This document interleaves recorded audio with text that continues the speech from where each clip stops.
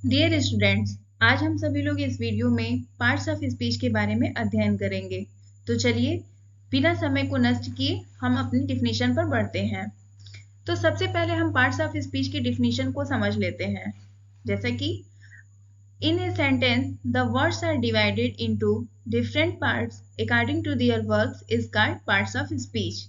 यानी सरल शब्दों में अगर कहा जाए तो किसी भी वाक्य में शब्दों को हम उनके कार्यों के आधार पर अलग अलग डिवाइड कर देते हैं तो वे आपके पार्ट्स ऑफ स्पीच कहलाते हैं।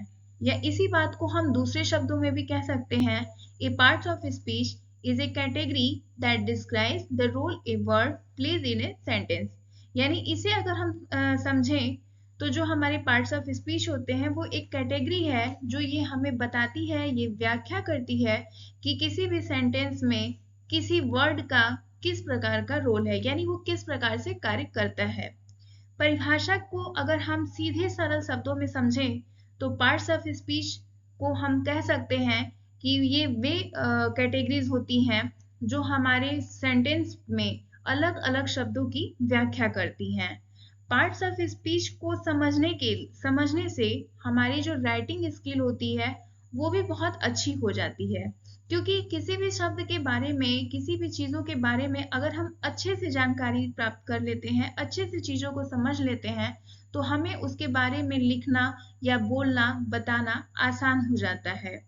तो उम्मीद है कि आपको पार्ट्स ऑफ स्पीच की परिभाषा बहुत ही अच्छे तरीके से समझ में आई होगी। मैं फिर से एक बार क्लियर करती हूँ कि पार्ट्स ऑफ स्पीच जो होते हैं वे किसी भी शब्द को उनके कार्यों के आधार पर डिवाइड किए गए हैं।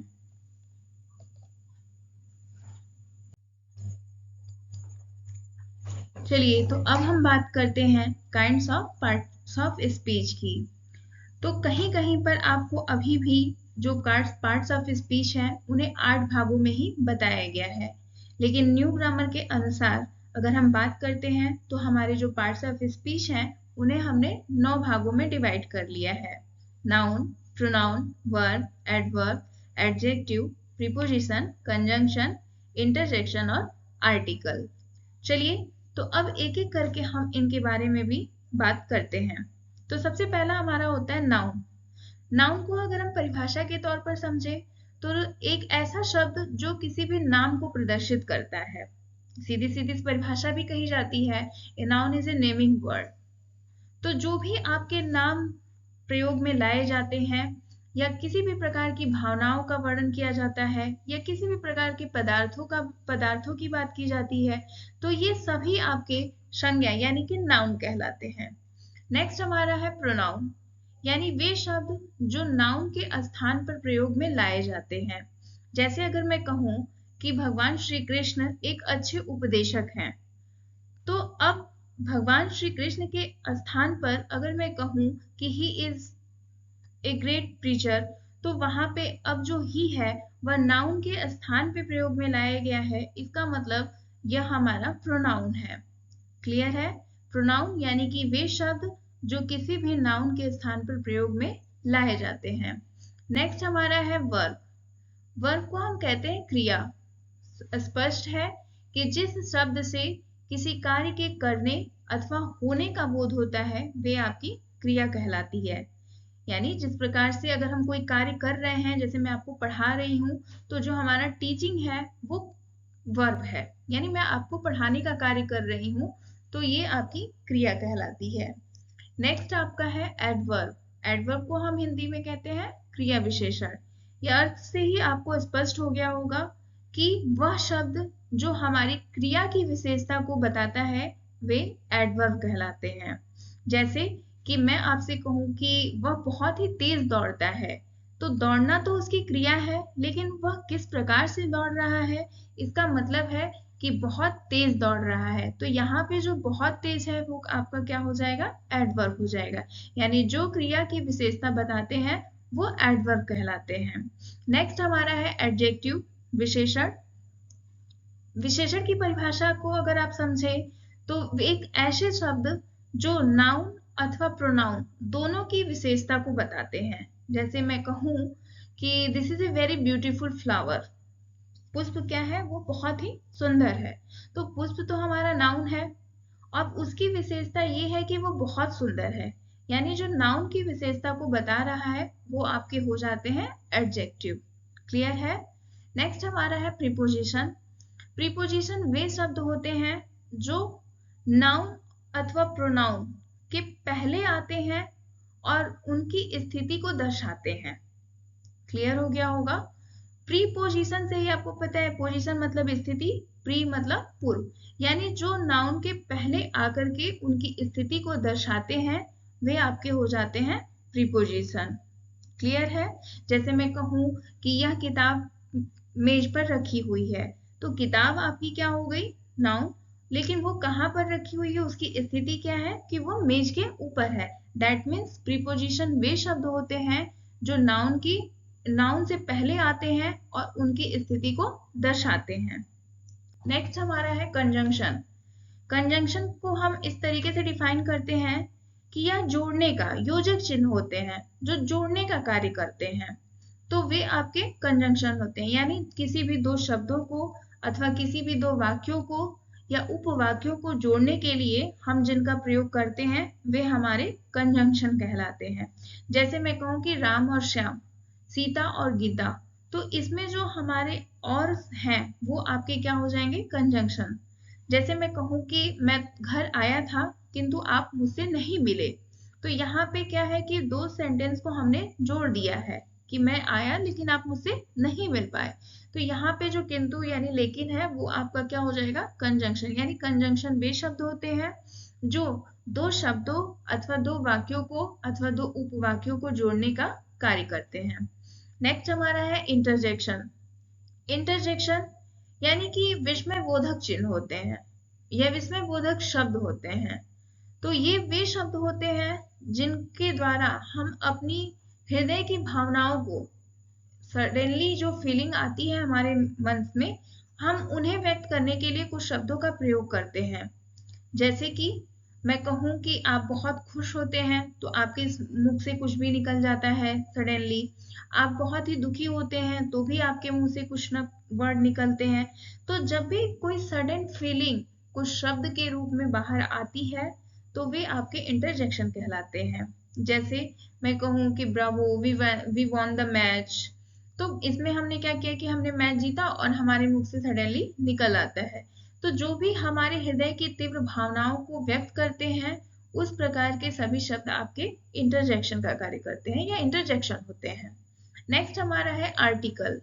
आर्टिकल आप सभी जानते होंगे कि ए, एन और द को कहते हैं। अब ये वे शब्द होते हैं जो नाउन के पहले आते हैं और उनके बारे में हमें डिफाइन करते हैं, या सीधा सीधा आप ये कह सकते हो कि आर्टिकल वे शब्द होते हैं जो नाउन को प्रदर्शित करते हैं या जिनके आने से ही अगला वर्ड नाउन हो जाता है, तो वे आपके आर्टिकल होते हैं। जैसे मैं कहूँ ए बॉय, ए बुक या एन इंटेलिजेंट, तो ये सारी चीजें क्या है आपकी कि उनके पहले आकर के आप उसको दर्शा रहा है, तो ये आपके आर्टिकल हो जाते हैं। चलिए, तो हम अब कुछ उदाहरण के माध्यम से भी इन परिभाषाओं को समझने का प्रयास करते हैं। आइए कुछ एग्जाम्पल्स के माध्यम से हम पार्ट्स ऑफ स्पीच को समझने का प्रयास करते हैं। तो सबसे पहला एग्जाम्पल हमारा है रोहन इज माय ब्रदर। इसमें जो नेमिंग वर्ड है वो कौन सा है, रोहन। यानी बात किसके बारे में की जा रही है, तो रोहन के बारे में बात की जा रही है। तो यहाँ पर जो रोहन है वो आपका क्या हो जाएगा, कौन सा पार्ट्स ऑफ स्पीच होगा, नाउन। क्लियर है। नेक्स्ट आप देखोगे सी इज रोहन्स सिस्टर। यहाँ पर हम किसी के स्थान पर यानी किसी संज्ञा के स्थान पर सी का प्रयोग कर रहे हैं। तो जब भी किसी भी नाउन के स्थान पर हम किसी शब्द का प्रयोग करते हैं तो वे सभी आपके क्या हो जाते हैं, प्रोनाउन। यानी इस एग्जाम्पल में जो सी है वो आपका कौन सा पार्ट्स ऑफ स्पीच होगा, प्रोनाउन होगा। क्लियर। नेक्स्ट एग्जाम्पल देखिए आप, Rohan pledge cricket. Rohan cricket खेलता है, यानी रोहन के द्वारा कौन सा कार्य किया जा रहा है, खेलने का कार्य किया जा रहा है। तो यहाँ पर जो प्लेज है वह कौन सा पार्ट्स ऑफ स्पीच हो जाएगा, verb. Okay. Next, Rohan runs very fast. Rohan बहुत तेज दौड़ता है। तो कार्य तो उसका क्या हो गया, दौड़ने का, लेकिन किस प्रकार से वो दौड़ रहा है, तो वेरी फास्ट, बहुत तेजी से दौड़ रहा है। दैट मीन्स यहाँ पर क्रिया की विशेषता कौन बता रहा है, very.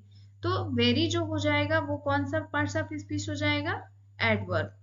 Next, Rohan is an intelligent boy.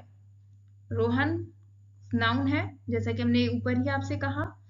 Is an intelligent boy, वो कैसा है, तो बहुत ही बुद्धिमान है। तो बुद्धिमान जो है वो किसके लिए प्रयोग में लाया गया है, रोहन के लिए, यानी लड़के, लड़का भी आपका हो सकता है। तो वहां पे जो आपका इंटेलिजेंट हो जाएगा वह रोहन की विशेषता को बता रहा है, यानी नाउन की विशेषता को बता रहा है। तो यह जो एग्जाम्पल हो जाएगा हमारा, वह कौन सा पार्ट्स ऑफ स्पीच होगा, एडजेक्टिव का हो जाएगा। नेक्स्ट एग्जाम्पल में हम देखते हैं, Rohan and his sister lives in Varanasi. इस सेंटेंस में हमें दो पार्ट्स ऑफ स्पीच देखने को मिलते हैं। रोहन पहला वर्ड है और सेकंड हमारा हो जाएगा हिज सिस्टर। बीच में हम देख रहे हैं कि दोनों को जोड़ने का कार्य किया गया है एंड से, यानी एंड जो हो गया वह दो शब्दों को जोड़ने का कार्य कर रहा है, दैट मीन्स यह कंजंक्शन है।